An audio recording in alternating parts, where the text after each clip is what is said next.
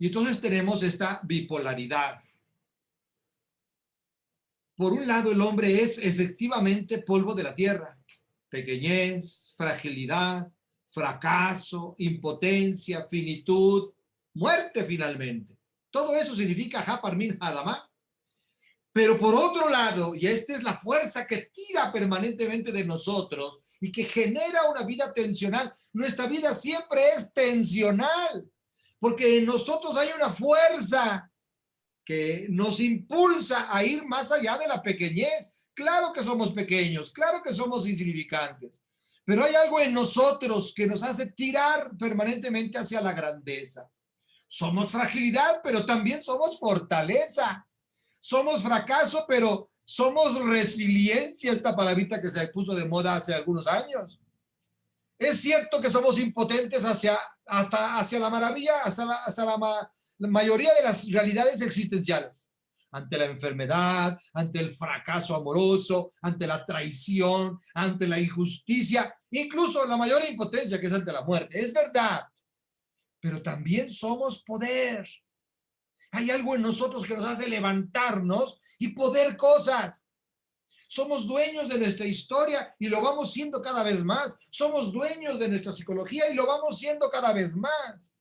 Y podemos vencer los límites que la naturaleza nos impone.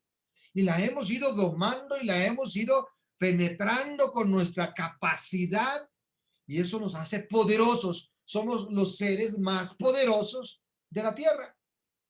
Aunque hay animales más fuertes, más feroces, nosotros somos más poderosos. Es cierto que lo nuestro es la finitud, pero estamos llamados a la infinitud. Y ese llamado a la infinitud está dentro de nosotros.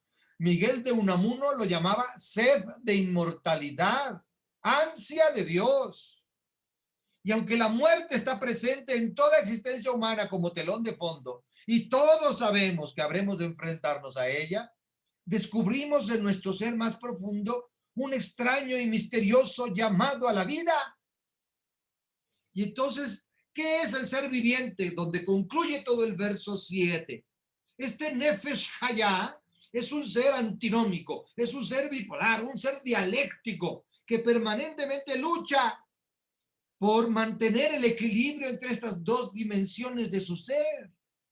Si ustedes quitan una de las dos, el hombre se convierte en un monstruo que destruye o a sí mismo o a los demás. Por ejemplo, quítenle ustedes la dimensión, si ustedes quieren llamarle así, espiritual, y consideremos al hombre solo como ser de la tierra, solo como pequeñez y como fragilidad. El hombre se convierte entonces en un ser deprimido, en un ser derrotado, y la vida es una aventura condenada al fracaso. Arrojados a la existencia, como decía el existencialista ateo Jean-Paul Sartre, arrojados a la existencia, incapaces de cambiar nuestra vida, incapaces de cambiarnos a nosotros mismos. Y como solo existe este mundo, el mundo de la tierra, entonces dedicamos todas nuestras fuerzas a acaparar lo más posible, a disfrutar lo más posible. Y entonces nos convertimos en aplastadores de otros. Si solo existe esta vida, ¿qué sentido tiene el sacrificio por otras personas? ¿Qué sentido tiene la solidaridad? ¿Qué sentido tiene compartir los bienes? Si solo existe esta vida, usemos todas nuestras fuerzas para tratar de vencer estos límites y pasarla lo mejor posible, aún sabiendo que no somos más que fracaso, fragilidad y pequeñez. Pero también un monstruo surge si solo consideramos el cuadro de la derecha. Niegue que somos pequeñez, fragilidad, que somos polvo de la tierra. Y entonces tenemos al hombre, al superhombre de Nietzsche. Tenemos al homo hominis lupus, al hombre que es lobo del hombre, al depredador, que se siente capaz de dominar a otros, de aplastar a otros, porque él es el criterio de la fuerza y del poder en el mundo. La única manera de que el hombre no se convierta en monstruo y en depredador y en aplastador de los demás, o en un deprimido fracasado que se derrota ante los límites de su propia existencia, es mantener estos dos elementos bipolares de su propia esencia, de su propia vida. Esto es ser vivo, Nefesh Hayah. El que niegue cualquiera de las dos cosas, de las dos dimensiones, está dañando su vida y posiblemente acabe dañando la vida de otros. Es un versículo de una gran fuerza, de un gran alcance, el versículo 7, la antropología bíblica del yavista. Muy bien, vamos al siguiente versículo. Leo a partir del versículo 8. Luego plantó Yahvé Dios un jardín en Edén, al oriente, donde colocó al hombre que había formado.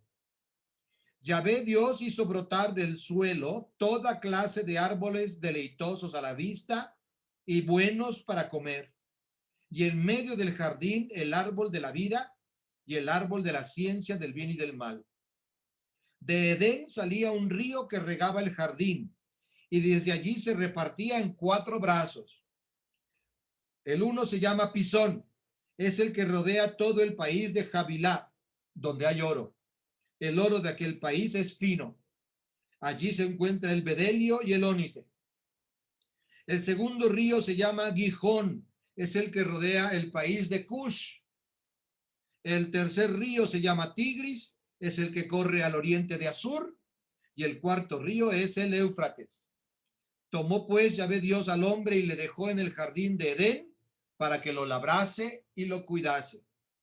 Y Dios impuso al hombre este mandamiento: de cualquier árbol del jardín puedes comer, mas del árbol de la ciencia del bien y del mal no comerás, porque el día que comieres de él morirás sin remedio.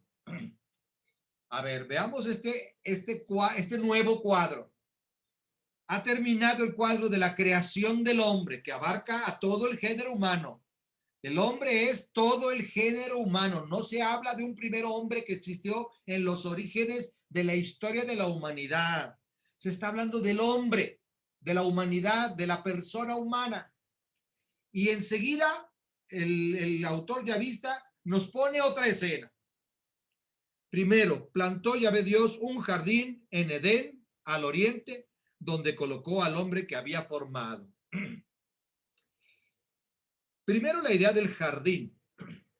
El jardín es, en la cosmología que tiene en su cabeza el yavista, es la imagen de la plenitud, es la imagen de la felicidad. Enseguida se van a mencionar los árboles, que son imagen de las bendiciones de Dios al hombre.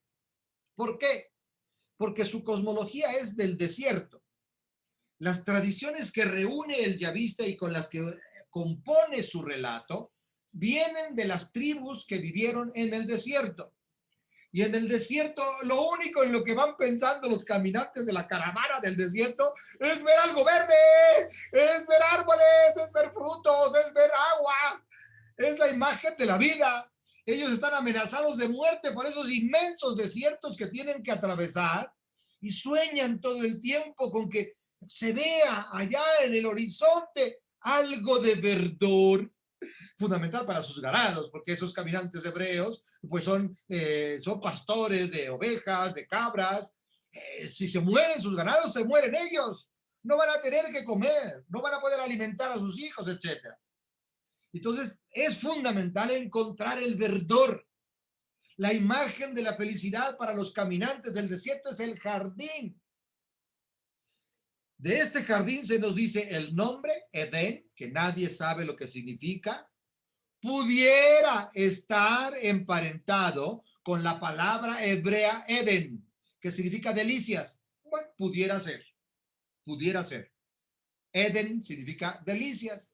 Este jardín del Edén podría ser el jardín de las delicias, pudiera ser.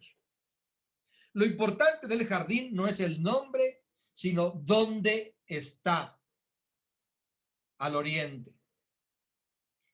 Y es una indicación que dan ganas de cachetear al yavista, porque ¿al oriente de quién? O sea, ¿cuál es el oriente? Para los chinos el oriente somos nosotros, ¿no? Oriente tiene una característica que se da en cualquier parte del mundo. Lo único que es común cuando se habla del Oriente, no importa en qué parte del mundo se encuentre la persona, lo único que hay de común a todos los orientes que pudiera haber en el planeta es que del Oriente viene el sol. Y el sol en todas las culturas de la antigüedad representa a Dios. De hecho, entre los egipcios es el Dios máximo. Los hebreos conocieron a esa divinidad. Era el Dios más importante para los egipcios, el Dios Sol. Y entonces el Oriente hace referencia a un ámbito inalcanzable, porque por mucho que camines nunca llegas al Oriente. Nunca llega, siempre va a haber otro Oriente. Cuando dices, ya llegué al Oriente, ¡ay! Allá está otra vez el Oriente. Y sigues caminando, y no importa cuántas vueltas le des al planeta, como lo hizo Juan Pablo II, nunca llegó al Oriente. ¡Ay, qué curioso! Y digo, llévenme al Oriente. Pues no, nunca llegó. El Oriente no existe en realidad. Es siempre un espejismo. Es como el horizonte. Nunca llegas al horizonte. Cuando crees que llegaste al horizonte, pácatela, te lo topas enfrente otra vez y a seguirle. Entonces, tiene la característica de ser inalcanzable y de ser el ámbito de Dios, donde vive Dios. O si no es donde vive Dios, donde se puede encontrar a Dios. Y ahí Dios coloca al hombre. Dios no ha colocado al hombre en un mundo ajeno a él, a su vida, a su corazón, a sus planes. Dios ha colocado al hombre en un espacio donde el hombre se puede relacionar con él. Espacio no físico, colocación no física. Estamos hablando de colocación existencial y espacio existencial, relacional, diríamos nosotros. Es como decir, el destino de la vida humana es vivir en Dios, con Dios, para Dios, en el lugar de lo divino. Aunque sí estamos marcados por nuestra finitud y muchas veces cometemos errores y fracasamos, pero hay algo en nosotros que tira hacia el oriente, nuestro lugar de origen. Interesante esta imagen del oriente, que lo único que tiene en común, no importa cuál oriente esté viendo el ser humano, es que de ahí viene el sol. Y ahí puso al hombre, colocó al hombre que había formado. Y luego hace Dios brotar toda clase de árboles deleitosos a la vista y buenos para comer. Detengámonos allí un momentito. Es muy extraño el orden en el que describe las cualidades de estos árboles el yavista. Porque lo lógico hubiera sido que primero pusiera buenos para comer. La primera necesidad básica, fundamental del hombre es comer. Si además está rica la comida, pues segunda ganancia, pero pues la comida te la comes porque la necesitas. Mi mamá nos daba hígado encebollado que lo odié para toda la vida, pero mi mamá insistía, es que tiene mucho hierro, se lo comen. ¡Hala, no te paras de la mesa hasta que no te acabes el hígado encebollado! ¡Guácala! Pero bueno, pues sí, lo más importante es comer. A veces no te gusta, pero tú tienes que comer. Yo soy anti-ensaladas. Siempre he dicho que César come vaca, vaca come hierba, César ya comió hierba. Pero no, hay que comer ensalada, porque si no, pues te va a dar cáncer en el píloro, decía mi madre. Lo lógico sería poner primero buenos para comer. Y después, si estás de humor, ya vista, pues pon deleitosos a la vista. ¿Qué importa si no son deleitosos a la vista, con que sean buenos para comer? El yavista comete una arbitrariedad que tuvo que ser revolucionaria en su época. Porque al poner en primer orden el deleite y en segundo orden la subsistencia, buenos para comer, está dando un mensaje fundamental que no se lo cree ninguno de ustedes, porque todos ustedes fueron educados por la misma monjita que a mí me dio catequesis, estoy seguro. A este mundo, y lo decimos en una oración que a mí no me gusta decir por esa frase, venimos a este mundo a sufrir, en este valle de lágrimas, decimos en la salve, ¿no? Me gusta toda la primera parte de la salve, pero siempre cuando llegamos al valle de lágrimas, yo me callo la boca. Me choca esa parte. Dios no nos creó para sufrir. No nos creó para ver qué tan faquires éramos, a ver qué tanto aguantábamos. Ay, Dios me mandó otra prueba, dice alguna señora que se rompió la pata. Esta prueba que me mandó Dios, ¿qué imagen de Dios es esa? El yavista tiene una imagen de Dios que también para nosotros puede ser escandalosa. La vida es para disfrutarla, para gozarla. Ay, qué curioso. Y casi está diciendo el yavista, y si no disfrutas la vida, no mereces vivir. ¿Para qué sirve la vida si no la gozas? Y todo lo que Dios nos ha dado, todos estos árboles que representan bendiciones de Dios, es Dios quien hace brotar los árboles. No es un texto científico. Nosotros sabemos cómo ha ido, bueno, sabemos mucho de cómo ha ido evolucionando el planeta, cómo han surgido las plantas. Sí, a él no le interesa hacer la historia del planeta. Le interesa contarnos una historia que en verdad habla de una realidad fundamental. Todo lo que forma nuestra vida son bendiciones de Dios. Para que gocemos la vida, para que disfrutemos la vida. Y el que no la disfruta está consumiendo un oxígeno que necesitamos los demás. Por favor, deja de consumirlo, deja de consumirlo. Qué vida tan mortecina la tuya, qué vida tan gris, qué vida tan espantosa. Y hay personas que parece que tienen la vocación de sufrir en la vida. Y este mensaje tendríamos que llevarlo a todos los corazones. Dios te da todo lo que necesitas para gozar de la vida. Y además te da todo lo que necesitas para mantener tu vida. Buenos para comer, ahí está. Pero solo en segundo lugar, después del deleite. El placer como algo fundamental de la existencia humana. Los católicos, pero también los luteranos, pero también los anglicanos. Durante siglos predicamos que el placer es pecaminoso. Mi madre me contaba que su director espiritual, cuando ella tenía 18 añitos, preparándola para el matrimonio, le decía a los jovencitos, y ella estaba en ese grupo de los dominicos ahí en San Pedro de los Pinos, que la sexualidad era solo para la reproducción y que si experimentaban placer debían confesarse. Bueno, ese hombre debe estarse achicharrando en los infiernos o por lo menos detenido sin tregua en el purgatorio. ¿Cuándo lo van a dejar pasar del purgatorio? Cuando se acabe el mundo, si Dios le perdona esa ofensa. ¿Sentir placer es pecaminoso? Cosa más absurda. ¿Buscar el placer es pecado? Cosa más absurda. Dios nos dio una cantidad de sentidos y de capacidades sensoriales que todas ellas experimentan placer en el ámbito de su competencia. Qué hermoso es ver un paisaje, qué hermoso es escuchar una música, qué rico es comerse pues una tlayuda, para recordar a nuestro presidente, una tlayuda en Oaxaquita. La vida es para disfrutarla. Es revolucionario. No decían eso los judíos en esa época. Deleitosos a la vista y buenos para comer.